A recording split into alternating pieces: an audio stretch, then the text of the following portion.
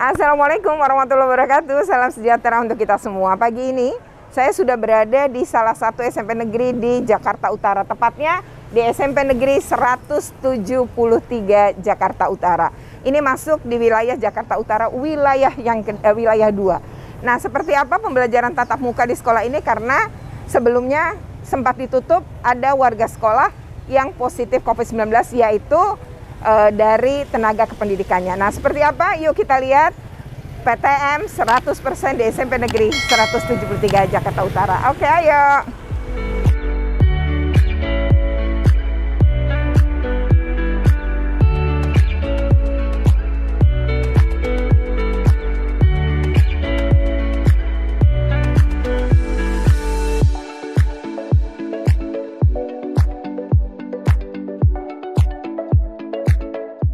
Gedung-gedungnya. Ini Bu Retno ini. Oh ini? Oh iya. Ya mirip-mirip mall, mirip-mirip hotel. Iya ya, bagus ya. Ini. Oke. Iya benar. Halo, kamu namanya Arjuna ya? Bukan. Siapa namanya? Arjuna mencari cinta, Bu. Jadi ini kelompok Arjuna itu. Bukan, Apa ini? apa baju abang saya pakai? Oh, baju kakaknya. Kamu lebih suka PTM atau PJJ? PTM. Lebih suka PTM, kenapa? Iya. Karena apa ya? Ini lebih masuk, Bu. Kalau PJJ ya. Waktu itu kamu ada masalah nggak ketika PJJ? Enggak ada. Nggak ada ya? Sinyal juga bagus ya? Iya, bagus. Tapi kamu lebih suka PTM ya? Iya. Kakakmu suka ngajarin kamu atau kamu belajar sendiri waktu PJJ? Suka diajarin sih, Bu, kadang-kadang. Kadang-kadang ya? Iya. Tapi yang pasti kamu nggak ada hambatan ketika PTM sekarang ini? Enggak ada. Nggak ada. Oke. Yang semangat ya, siapa tadi namanya? Dimas. Abdul? Dimas. Oh, Dimas, panggilannya Dimas. Oke, Dimas. Dimas anak keberapa? Anak ke-1, Bu. Anak pertama ya? Oke deh. Tadi baju kakaknya siapa tuh? Mungkin kakak sepupu, Oh, kakak bisa sepupu. jadi. Nggak apa-apa, yang penting kan pakai seragam ya. Oke. Nah, Dari sana tadi ya. oh maaf ya, saya nggak tahu. Harusnya naik dari sana, kalau turun dari sini ya. Iya. Oke. Oh pantas, saya pas ngeliat tangga, oh kok kakinya ke sini ya. Terima kasih, salam kenal anak-anak. Assalamualaikum. Ya, selamat pagi. Bapak, kenalan dengan Bapak siapa? Pak Soleh, Bu. Oh, Pak Abdurrahman Soleh. Iya. Bapak ngajar? Matematika, Ibu. Oh, matematika. Kalau matematika itu lebih mudah diajarkan PTM apa PJJ, Pak? Lebih mudah diajarkan pada saat PTM sebenarnya, Bu. Karena ini membutuhkan hitung-hitungan seperti itu. Oh, waktu PJJ berarti Bapak agak kesulitan? Atau gimana? Enggak, Bu. Kita pakai Google Zoom meeting. Dijelaskan pakai pen tab kita, Bu. Seperti itu. Tapi hasil belajar anak-anak gimana, Pak? Hasil belajarnya agak kurang, Bu, dibanding dengan PTM. Oh, terlihat ya? Iya, terlihat. Jadi Bapak sudah merasakan bedanya antara mengajar PJJ dengan secara PTM matematika dari hasil ya? Dari hasil ya, Bu. Dari hasil belajar ya? Ini anak-anak itu menurut, kalau berdasarkan Bapak kan udah berbulan-bulan nih anak-anak nggak sekolah gitu ya? Betul nggak sih ngalamin learning loss? Betul, Bu. Betul ya? Banyak pembelajaran yang anak-anak masih agak kurang paham gitu, Bu. Oh, padahal itu harusnya materi yang udah dia pelajari di kelas sebelumnya gitu ya? Iya. Tapi terpaksa Bapak ulang gitu? Terpaksa, Bu, diulang sedikit untuk mengingatkan kembali materi yang sebelumnya. Oh gitu. Tapi kalau anak-anak sendiri, menurut penglihatan Bapak, lebih suka PTM apa PJJ ketika belajar matematika? Untuk matematika saya tanya sih sukaan PTM, Bu, karena mereka lebih paham gitu, Bu. Lebih paham. Oke, berarti Iya. guru dan murid sama ya, lebih menyukai PTM kalau belajar matematik ya? Iya, untuk matematik ya, Bu. Oke, makasih Pak. Ya, ini kelas 8 ya, Bu ya? Iya, dengan Ibu Lutfia. Ibu ngajar apa, Bu? Ibu saya ngajar PKN, Bu. Oh, PKN. Oh, sama saya dong ya. Saya dulu guru juga. Pernah kepala sekolah, terus sekarang komisioner. Oh, Ibu background-nya BK. Oke. Kalau ngajar PKN, enakan PJJ apa PTM gini, Bu? Sebenarnya lebih PTM ya, Bu, karena interaksi sama anak-anaknya juga lebih enak. Terus anak-anak juga lebih mudah mengerti pembelajaran dan lain-lain. Tapi ya kendalanya ya itu aja sih, Bu, kalau misalnya lagi istirahat dan lain-lain. Tapi untuk pencapaian materi dan lain-lain lebih PTM. Lebih PTM ya. Kamu namanya siapa, Nak? Raida. Siapa? Raida. Raida. Kamu lebih suka PTM apa PJJ? PTM. PTM kenapa? Kita Kok nggak tahu? Waktu PJJ ada kendala? iya. Oh, ada kendala pada saat PJJ. Kalau PTM enggak ya, enak ya. Oke. Cuman Kamu ini namanya yang aktif siapa nih? yang aktif di OSIS nih. Arkan. Aktif di OSIS coba. Itu OSIS. Ah. Oh, wakil. Arkan ya. Kalau kamu lebih suka PTM atau PJJ? Sejujurnya saya lebih suka PTM daripada PJJ. Nah, kenapa? Karena kalau PTM ini kita kan ketemu sama teman-teman, jadi ada interaksi antar murid dengan murid, lalu murid dengan guru dan guru dengan guru. Sedangkan kalau misalnya PJJ kita kan belajar secara individual, Ya, jadi ya. kita nggak ketemu teman. Terus juga Kalau paling nggak bisa nge-Zoom. jadi sendiri gitu ya? Iya, kayak kita kan makhluk sosial, kita juga butuh interaksi sama orang-orang. Hebat ya. Kalau mata pelajaran yang paling sulit waktu PJJ kamu rasakan apa?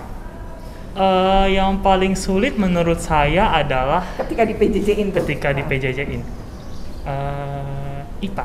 IPA? IPA. Dibanding matematik? Lebih Iya. ke IPA? Saya anaknya suka matematika, kebetulan. Jadi saya ketemu sama guru yang cocok banget sama saya dulu pas kelas 7.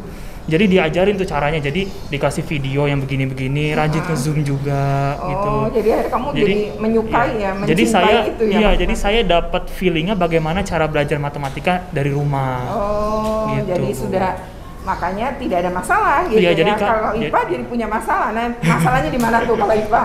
Kalau IPA sebenarnya tidak terlalu bermasalah, tapi banyak menghafal.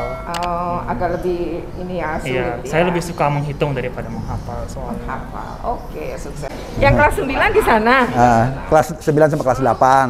Di sini Oh, kelas seperti 7 dan kelas kelas 8 di 8. Jadi 12. Oh, tapi ini udah serah terima gedung. Udah sebetulnya sih waktu PJJ ya, waktu 2020 ya. Udah ya, udah pernah Ini ya. pembangunan tahun 19 lah. 19. Oh, anak-anak belum semuanya di sini memang disengaja tuh bagaimana? Memang dua-dua kurang, jadi memang dua-duanya dipakai. Oh, Jadi ini sana sebenarnya kurang. hitungannya ruang kelas baru. Tapi apa bisa? Tapi malah jadi bagus ya Pak, jaga jaraknya ada ya. Iya bagus jadi. Jadi separuh-separuh ya Bu ya. Iya, Pak. Kebutuhan khusus. Berkebutuhan khusus. Oh, kebetulan kalau yang IQ ini aja, IQ rendah ya. Oh, Kalau slow learner aja, slow fisik learner. enggak. Maka itu harusnya kan di bawah ada kelas itu Pak. Untuk difabel ya. Nggak digunakan di atas semua gitu. Karena kejauhan Bapak Ibu gurunya. Oh, gitu. Sebetulnya kelas khususnya ini ya. Sekarang dijadikan ruang isolasi sementara ya. Yang mana Pak? Ruang isolasi. Iya itu. Oh, ini Kalau ruang isolasi sementara. Nunggu. Di mana Pak? Ini ya? Awalnya itu, Mana? tapi Tapi karena sekarang? kita yang ininya kurang, anak-anak yang biasa bermasalahnya kurang, Iya. Langsung ke itu ya. iya, jadi langsung kita tempatkan di UKS saja. Oh, mana UKS ya? Ruang UKS. Nyalain ya pulang punya ya? Oh, ini sebenarnya ruang UKS. Tapi isolasi di sini. Iya, karena memang jarang sekali ada yang siswa yang sebelumnya ketika datang 37,7. Sebenarnya sih Pak Kepala Sekolah, kalau ruang isolasi sementara memang cukup begini aja. Jadi ada kursi sama meja, terus ada ruang tunggunya gitu ya. Tidak perlu ada tempat tidur juga nggak apa-apa. tempat tidur. Karena sebenarnya dia itu kan transit, namanya sementara. Mungkin karena hanya lari-lari mungkin ya. betul Bapak hanya butuh menanyakan 2 pertanyaan sebenarnya. Jadi dalam SOP-nya tuh gini. Ketika anak dengan suhu itu atau nggak suhunya bagus tapi dia batuk Pak. Oh, satpam nangkep, oh ini kayaknya anak batuk-batuk atau pilek, kan kelihatan gitu misalnya. Terdengar, oh ini anak kayaknya pilek nih meskipun dia pakai masker. Nah, ketika itu disuruh ke ruangan ini, lalu tim gugus tugas COVID Bapak yang bertugas hari itu sebenarnya pakai APD tapi bukan APD kayak rumah sakit, APD yang kayak celemek tuh loh Bu. Nah, betul. Lalu pakai masker, terus tutup pakai face shield. Lalu dia ditanya 2 hal. Yang pertama, apakah dia punya riwayat pergi keluar kota bersama keluarganya? Misalnya ada keluarga yang nikah dibawa ke Bandung, kan bisa jadi. Atau tempat lain, kita tidak tahu. Atau piknik, gitu. Nah, kalau misalnya dia jawabnya tidak, maka pertanyaan kedua, dia pernah kontak erat nggak sama orang yang positif? Kan bisa jadi dia pernah kontak erat. Kalau jawabannya salah satunya ya, maka Bapak kontaknya ke Puskesmas, ya. Tapi kalau salah dia tidak menjawab, dia jawab tidak untuk 2 pertanyaan tadi, Orang tuanya. aja cukup. Itu sih sebenarnya SOP-nya. Cuma begitu doang. Ya, baru oh ini anak nggak kenapa-napa karena tidak punya riwayat yang 2 tadi. Tapi kalau salah satu dia jawab, segera kontak puskesmas. Assalamualaikum. Oh iya. Oh, Bu, itu Bu Parlin, Pak Bu Heni. Oh iya, ini ada Ibu Retno, ada Pak Kasudin. Ya. Salam kenal Bapak Ibu. Kalau ini kebetulan orang tuanya perlu dibantu sama anaknya yang ajar mau pensiun ya. Iya. Ngebantu. Iya Ibu, silahkan. Oh ini ruang guru, Bapak gurunya berapa Pak? Gurunya 36. Oh 36, ruangannya di sini aja? Enggak, di sini di sana. Oh di sini dibagi ada. 2. Kalau yang di sini ada berapa Pak? Sekitar setengah 18 ya. Oh ya. Udah sih kalau dari sisi ini udah cukup jaga jarak ya, karena kan ini lumayan gitu ya. Terus itu juga sisi kiri kanannya juga lumayan. Makanya kan tidak semua guru Bapak di sini ya? Enggak. Cuma yang sana? Waktu istirahat sebentar aja.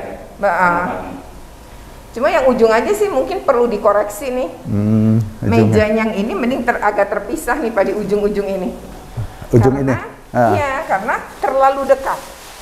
Yang ini, bahaya. Ini sama ini. Setidaknya nih Itu digeser. Bu, sering nggak ada gurunya. Oh iya. Sana mejanya. Oh tapi Kalau itu aja nanti di ada itu ya. Misalnya didudukin orang gitu. Cuma kan masih bisa agak geser ke sana Pak, sedikit. Karena resikonya ini nggak sampai semeter aja. Itu sih paling Pak. Makasih. Ini bisa digeser sedikit ya Pak Kasudin.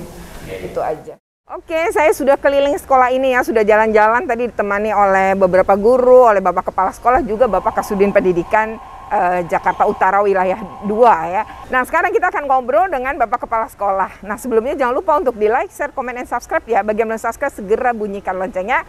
Yuk ikuti terus obrolan ini. Pak katanya tak kenal maka tak sayang nih. Bapak kenalan dulu nih, nama Bapak, jabatan, terus sebelumnya bertugas di mana? Saya Didin Saripudin sebagai Kepala Sekolah di SMP 103. Sebelumnya adalah Kepala Sekolah di SMP 162 Jakarta. Oh, oke. Pak, gimana sih penyiapan pembelajaran tatap muka nih yang 100% di sekolah ini? Iya, yang pertama-tama adalah menyiapkan sarana prasarana sehingga bangku-bangku yang tadinya mungkin isinya dempet berdua sekarang udah berjarak semua. Dipisahkan gitu ya. Yang kedua tentu sarana yang mendukung disinfektan, sabun dan sebagainya. Itu kebetulan di SMP 103 semuanya di setiap ruangan ada wastafel. Jadi untuk cuci tangan di setiap satu kelas ada satu wastafel. Nah, di samping yang memang udah di toilet-toilet ya. Oke. Nah kalau guru sama murid nih, menurut pengamatan Bapak, setelah PTM 100% mereka terlihat lebih menyukai PTM seperti ini atau bagaimana Pak? Anak-anak kelihatannya lebih suka PTM. Oke.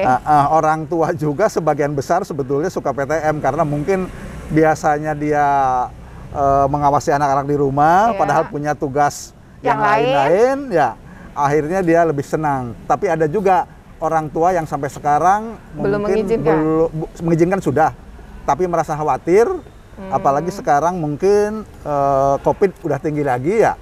Ada yang sudah diskusi dengan saya, gimana saya itu tunggu kebijaksanaan dari Dinas Pendidikan Pemprov DKI ya. Jadi orang tua menyampaikan langsung ke Bapak kekhawatirannya ya. Kekhawatirannya. Nah, tapi karena Bapak pegangannya tentu atasan ya menunggu keputusan ya. Tetapi kalau misalnya tuh si orang tua memutuskan untuk tidak membolehkan anak PTM, dilayani nggak Pak? Dilayani Bu. Oh tetap dilayani ya. Walaupun ada 1 atau 2 orang, tetap sekolah menyediakan fasilitasnya.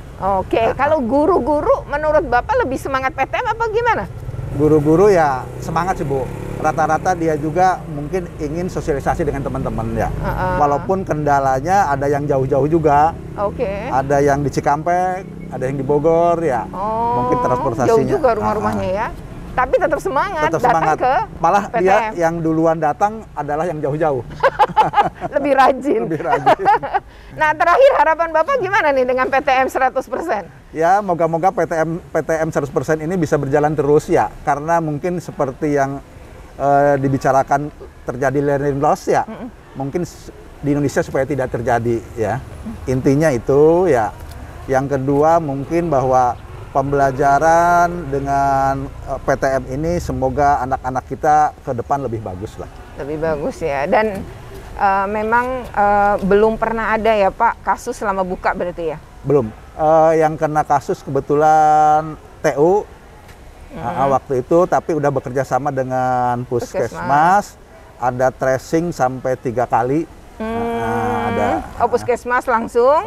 Dan sekolah juga pasti ditutup kalau kondisi begitu. Waktu itu karena TU kebetulan nggak berhubungan dengan murid, cuma 3 hari waktu itu. 5 hari dengan hari liburnya ya.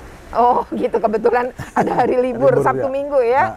Oh jadi memang pernah ada tapi penanganannya seperti itu ya. Oke, demikian harapannya anak-anak tuh teratasi learning loss-nya ya. Karena udah banyak ketinggalan, tadi guru-guru juga cerita.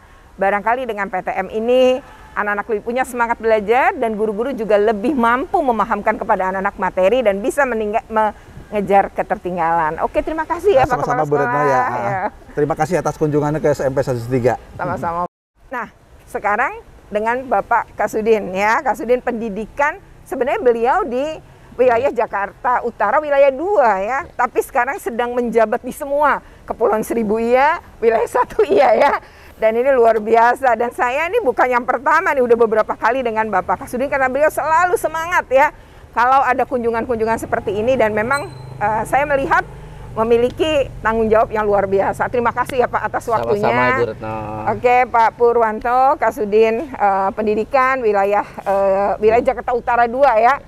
Bapak, ini kan beberapa nih berita mengabarkan bahwa di DKI Jakarta setelah PTM 100% ternyata ada beberapa kasus. Tapi saya melihat dengan mata kepala saya sendiri sih, karena beberapa saya juga datang ke sekolah, bagaimana tindakan DKI yang kemudian Dinas Kesehatan melalui Puskesmas memang bertindak dengan cepat dan ada sinergi ya.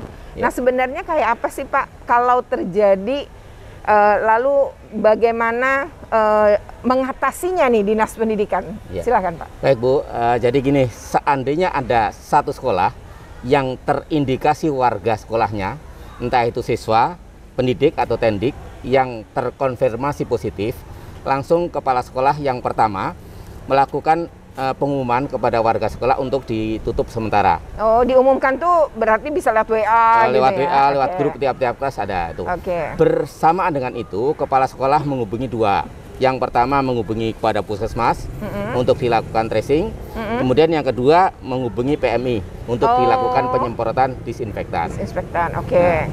Nanti setelah ada tracing dari Puskesmas, maka akan ada hasil. Yang pertama adalah hasil siapa yang positif, siapa yang negatif. Kemudian yang kedua rekomendasi dari Puskesmas bahwa sekolah ini ditutup berapa hari. Oke, berapa hari ditutup penutupan. secara total keseluruhan atau hanya kelas-kelas tertentu. Itu analisanya dari Puskesmas. Oh, jadi memang bukan Dinas Pendidikan yang memutuskan itu, tapi ya udah ahlinya gitu ya, Dinas Kesehatan dalam hal ini lewat Puskesmas tadi ya. Itu sangat tergantung dari hasil 3T-nya tadi. Iya, betul. Oke. Nah, selama ini Pak, setelah sekolah ditutup terus dibuka lagi, pernah nggak ada kasus habis dibuka ada lagi gitu misalnya? Itu belum ada laporan terkait itu Bu, karena gini begitu ada yang positif itu kan analisanya agak panjang lagi. Nanti udah ketemu misalnya gini, si A ketemu dengan B, ini di tracing, ternyata positif. Si A ini ketemu siapa lagi, akan berurut sampai sana. Oh, panjang banget ya. Sehingga begitu sudah negatif semuanya, sudah dirasa cukup untuk tutup sekolah, baru nanti ada rekomendasi dari Puskesmas kembali untuk bisa dibuka. Mulai kapan? Mulai kapan? Jadi apa namanya ini sinerginya udah langsung ya Pak, main telepon-teleponan dengan mudah begitu ya? Iya, dengan pihak kewilayahan juga demikian Bu, dengan lurah, camat, berikut perangkatnya kita juga langsung mensinergikan itu. Oh, jadi kalau ada pun bukan cuma Puskesmas, tapi RT, RW dan kelurahan pun diinformasikan. Oh, informasinya lewat ada tim gugus tugasnya? Ada, gitu, jadi tiap sekolah kan ada timnya, tim COVID, kemudian juga ada kepala sekolah yang selalu mereka siapalah yang lebih dulu bisa menghubungi sehingga mereka saling menjaga sekolah itu berikut warga sekolahnya. Karena sebagian warga sekolah kan juga warganya Pak Lurah juga, warganya Pak RT, warganya Pak RW. Apalagi udah zonasi ya Pak, jelas-jelas warga sekitar ya. Iya. Nah kalau misalnya ini Bapak sebagai Kasudin ya, Bapak ini nggak sih koordinasi tiap hari gitu ketika ada ini bagaimana gitu teknis Bapak berkoordinasi begitu? Nih sekolah ini lapor yang positif, sekolah ini, nah itu apa koordinasinya Bapak? Kami yang pertama tentu saja kami internal di Sudin Bu dengan para kasih persekolahan dan seterusnya. Kemudian lebih intens juga kepada sekolah sehingga sering kepala sekolah kami undang untuk Zoom untuk mengatasi jika terjadi seperti ini langkahnya adalah begini. Oh, tapi laporan tiap hari ada? Ada, dan setiap hari pihak sekolah selalu laporan bahwa misalnya mulai hari ini tutup 173 misalnya. Kemudian nanti begitu buka laporan lagi setelah dibuka. Apabila ada yang positif lagi akan laporan lagi. Baik secara tertulis dikirim maupun secara telepon kita terima laporan tiap hari. Jadi nggak ada yang ditutup-tutupi ya Nggak Pak? ada. Dan di Saude juga ada PIC-nya terkait dengan ini. Di Satlak Kecamatan juga ada PIC-nya. Di sekolah juga ada. Oh gitu, luar biasa ya. Jadi memang 173 ini tadi dari cerita Pak Kepala Sekolah pernah terjadi ada yang positif. Kebetulan tenaga kependidikan ya, betul. Dan sekolahnya kemudian ditutup dan dilakukan juga 3T. Jadi tadi Bapak Kasudin juga cerita bagaimana tiap hari nerima laporan dan bagaimana kemudian berkoordinasi bahkan rapat rutin walaupun melalui Zoom dengan kepala-kepala sekolah untuk tadi menangani ya Pak kalau ada yang positif dan ternyata tidak ada yang ditutupi. Jadi itu diumumkan ya Pak, memang wajib mengumumkan ya. Jadi kepala sekolah wajib mengumumkan kepada warga sekolah. Menyebut nama dan kelas atau bagaimana Pak? Kalau misalnya murid? Kalau laporan secara tertulis menyebut nama, tapi nama itu kan kami nggak langsung kami publikasikan. Kami bahwa kita harus tahu nanti untuk koordinasi dengan Pak Lurah supaya dengan RT RW bahwa ini adalah lokasinya di mana, supaya minta dibantu kalau memang memerlukan bantuan dari kewilayahan. Tapi kalau di sekolah tidak diumumkan anak ini? Enggak. Oh enggak ya. Enggak. Jadi teknisnya atau SOP-nya memang seperti untuk itu. Untuk kepentingan kami Bu, untuk koordinasi dengan kewilayahan, koordinasi jadi dengan kesehatan. Ya, jadi tahu nama itu memang kepentingannya untuk dilaporkan secara berstruktur tadi terstruktur. Sampai level di RT. Jadi RT-nya juga tahu misalnya ada yang isoman gitu ya atau yang dirawat. Oke, nah Bapak harapannya apa nih? Ya harapannya ini semuanya bisa cepat terkendali, teratasi sehingga pandemi ini cepat berakhir dan sekolah bisa kembali lagi seperti pada sedia kala. Oke. Ya, demikian wawancara kita dengan Bapak Kepala Sekolah dan Bapak Kepala Sudin Pendidikan Wilayah Jakarta Utara 2 terkait dengan bagaimana penanganan ketika ada warga sekolah dinyatakan positif COVID-19 ya, dan bagaimana Dinas Pendidikan dan Dinas Kesehatan melindungi anak-anak kita selama PTM berlangsung. Oke, terima kasih. Wassalamualaikum warahmatullahi wabarakatuh. Waalaikumsalam warahmatullahi wabarakatuh. Terima kasih banyak ya Pak. Oke, jangan lupa untuk di like, share, komen, dan subscribe ya. Bagi yang belum subscribe, segera bunyikan loncengnya agar terus terupdate dengan berita-berita dan video-video tentang pendidikan dan anak. Oke, terima kasih.